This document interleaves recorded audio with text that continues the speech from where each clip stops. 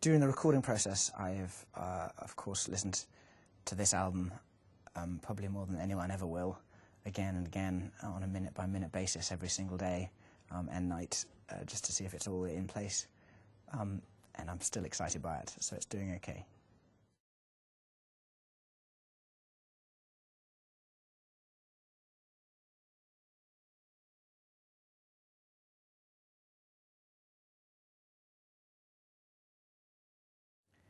I had the huge benefit of road testing about 5 tracks while we toured that weren't on the first album. There were possibilities to go on the second album, and yeah, that was a great moment really to have songs and really know that they were working on the live setup. So yeah, and then feel confidence that with this band we can get in the studio and whack them down on tape.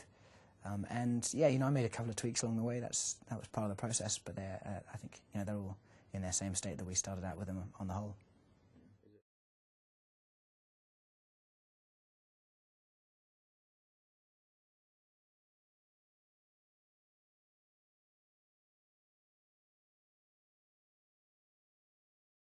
I guess the thing about having a road-tested song is, although it's worked on the roads, the sad thing or the nervous moment about that is you're wondering if you'll capture the spirit of the live performance in the studio, and it's always something a nervous moment because you don't quite know whether it'll just have to fall along the wayside or just stay as a live song. That's really where Tom Rothrock comes into his own, because he's a person who understands how to make us perform as if it is a live setup, and he's the one who can capture that.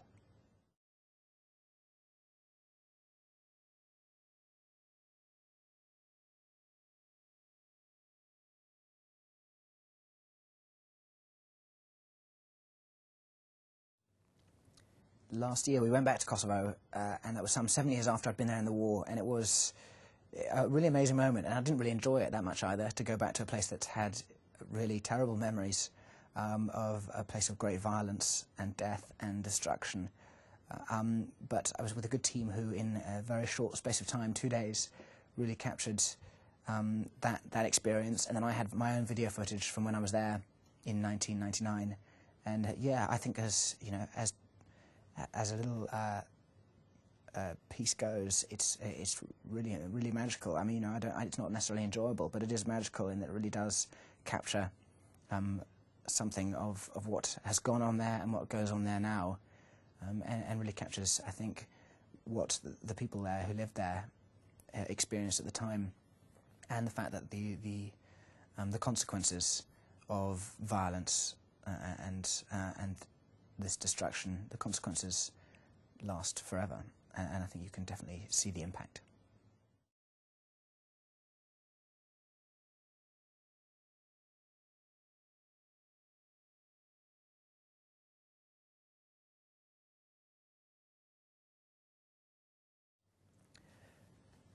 Through our touring process, I started showing and screening the preview to a film called An Inconvenient Truth, which is Al Gore's movie about climate change and global warming.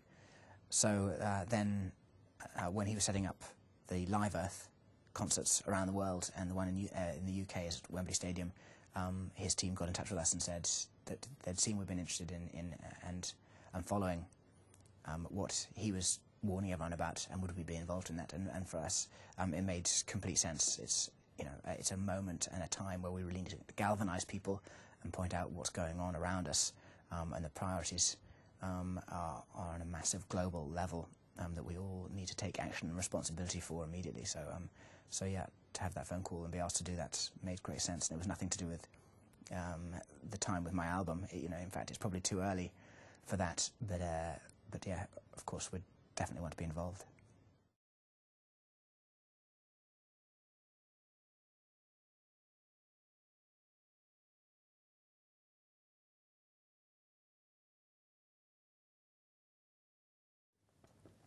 I thought An Inconvenient Truth is a real statement, and having toured the world myself and seen how much humans have scarred this incredible planet, and then to see the facts and the figures of the effects of that scarring is shocking, really.